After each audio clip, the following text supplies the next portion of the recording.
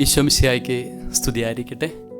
സങ്കീർത്തനം 3, അപകടത്തിൽ ആശ്രയം. 3-ാം അധ്യായത്തിൻ്റെ 1-2 വചനങ്ങൾ ഇപ്രകാരം നമ്മെ ഓർമ്മിപ്പിക്കുന്നു. കർത്താവെ, എൻ്റെ ശത്രുക്കൾ അസംഖ്യമാണ്, അനേകർ എന്നെ എതിർക്കുന്നു. ദൈവം അവനെ സഹായിക്കുകയില്ല എന്ന് പലരും എന്നെക്കുറിച്ച് പറയുന്നു. ദാവീദ് രാജാവ് തൻ്റെ ജീവിതത്തിൽ നിന്ന് പഠിച്ചൊരു പാഠമാണ്. അനേകർ തന്നെ എതിർക്കുന്നുണ്ട്. ആരൊക്കെയാണെന്നറിയില്ല. ഒരുപാട് ആളുകൾ തനിക്ക് എതിരായിട്ടുണ്ട്. അവരെന്നെക്കുറിച്ച് പറയുന്ന വലിയ ഒരു പരാതി ഇതാണ്: ദൈവം അവനെ സഹായിക്കുകയില്ല എന്ന് പലരും പറയുന്നു. എന്നാൽ ദാവീദ് രാജാവ് തൻ്റെ ജീവിതത്തിൽ അനുഭവിച്ചറിഞ്ഞ മറ്റൊരു യാഥാർത്ഥ്യമാണ്: ദൈവം എല്ലായ്പ്പോഴും തൻ്റെ കൂടെയുണ്ട്. താൻ ദൈവത്തിൻ്റെ കൂടെയുമാണ്. അതുകൊണ്ട് തനിക്ക് എതിരെ വരുന്ന ഒന്നിനെയും ദാവീദ് ഭയക്കുന്നില്ല. 3-ാം അധ്യായത്തിൻ്റെ 5-ാമത്തെ വചനം ഇപ്രകാരമാണ്: ഞാൻ ശാന്തമായി കിടന്നുറങ്ങും, ഉണർന്നെഴുന്നേൽക്കും, എന്തെന്നാൽ ഞാൻ കർത്താവിൻ്റെ കരങ്ങളിലാണ്. ആരൊക്കെ എന്നെക്കുറിച്ച് എന്തൊക്കെ പറഞ്ഞാലും, ആരൊക്കെ എന്നെ എതിർത്താലും, ഞാൻ ദൈവത്തിൻ്റെ കരങ്ങളിലാണ് എന്ന് ബോധ്യമുള്ളവൻ ഓരോ ദിവസവും ശാന്തമായി കർത്താവിൻ്റെ മടിയിൽ കിടന്ന് ഉറങ്ങും. രാവിലെ സുരക്ഷിതനായി അവൻ ഉണർന്ന് എഴുന്നേൽക്കും. 3-ാം അധ്യായത്തിൻ്റെ 6-ാമത്തെ വചനം നമ്മെ ഓർമ്മിപ്പിക്കുന്നു: എനിക്കെതിരെ പാളയമടിച്ചിരിക്കുന്ന 10,000-ങ്ങളെ ഞാൻ ഭയപ്പെടുകയില്ല.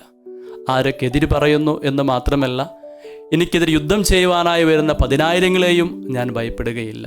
കാരണം ഞാൻ എൻ്റെ ദൈവത്തിൻ്റെ കരങ്ങളിലാണ്. ദൈവം എൻ്റെ കൂടെയുണ്ട്. ഞാൻ വിളിച്ചപേക്ഷിക്കുമ്പോൾ എനിക്ക് ഉത്തരമരുളുന്ന ഒരു ദൈവം എൻ്റെ കൂടെയുണ്ട് എന്നൊരു ബോധ്യമാണ് ദാവീദിനെ കൊണ്ട് ഇപ്രകാരം പറയിക്കുക.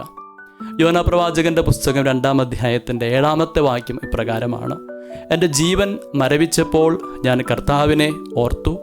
എൻ്റെ പ്രാർത്ഥന അങ്ങയുടെ അടുക്കൽ, അങ്ങയുടെ വിശുദ്ധ മന്ദിരത്തിലെത്തി.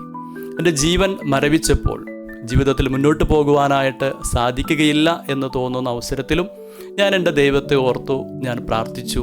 എൻ്റെ പ്രാർത്ഥന ദൈവത്തിൻ്റെ സന്നിധിയിലെത്തി എന്ന് ഉറച്ച് വിശ്വസിക്കുകയാണ്. അപ്പോൾ നമ്മുടെ ജീവിതത്തിൽ നാം എപ്പോഴൊക്കെ ദൈവത്തെ ഓർക്കുന്നുവോ, ദൈവത്തോട് പ്രാർത്ഥിക്കുന്നുവോ, ആ പ്രാർത്ഥനയ്ക്കെല്ലാം ദൈവം ഉത്തരം നൽകുമെന്ന് നാം ഉറച്ച് വിശ്വസിക്കണം. 3-ാം അധ്യായത്തിൻ്റെ 8-ാമത്തെ വചനം ഇപ്രകാരം പറയുന്നു: വിമോചനം കർത്താവിൽ നിന്നാണ്, അവിടുത്തെ അനുഗ്രഹം അങ്ങയുടെ ജനത്തിൻ്റെ മേൽ എപ്പോഴും ഉണ്ടാകുമാറാകട്ടെ. അപ്പോൾ വിമോചനം എപ്പോഴും ദൈവത്തിൽ നിന്നാണ്. ആരൊക്കെ നമ്മെ എതിർത്താലും, നമ്മെക്കുറിച്ച് അപവാദങ്ങളൊക്കെ പറഞ്ഞാലും, നാം പ്രാർത്ഥിക്കുമ്പോൾ ആ പ്രാർത്ഥന കേട്ട് നമുക്ക് ഉത്തരം നൽകുകയും നാം അതിൽ നിന്ന് മോചിപ്പിക്കുകയും ചെയ്യുന്നത് വിമോചനം എപ്പോഴും ദൈവത്തിൽ നിന്നാണ്. ഈ ഒരു പ്രത്യാശയോടുകൂടെ നമ്മുടെ ജീവിതത്തിൻ്റെ ഏത് സാഹചര്യത്തിലും ദൈവത്തോട് ചേർന്ന് നിൽക്കുവാനും പ്രാർത്ഥിക്കുവാനും അങ്ങനെ ശാന്തതയോടെ ജീവിതത്തെ മുന്നോട്ട് കൊണ്ടുപോകാനും നമുക്ക് ഓരോരുത്തർക്കും സാധിക്കട്ടെ എന്ന് ആശംസിക്കുകയും പ്രാർത്ഥിക്കുകയും ചെയ്യുന്നു. ഈ വചനം കേട്ടുകൊണ്ടിരിക്കുന്ന എല്ലാവരെയും ദൈവം സമൃദ്ധമായിട്ട് അനുഗ്രഹിക്കട്ടെ. നമ്മുടെ കർത്താവ് ഈശോമിശിഹായുടെ കൃപയും പിതാവായ ദൈവത്തിൻ്റെ സ്നേഹവും പരിശുദ്ധാത്മാവിൻ്റെ സഹവാസവും എല്ലാവരോടും കൂടെ ഉണ്ടായിരിക്കട്ടെ, ഇപ്പോഴും എപ്പോഴും എന്നേക്കും. ആമേൻ.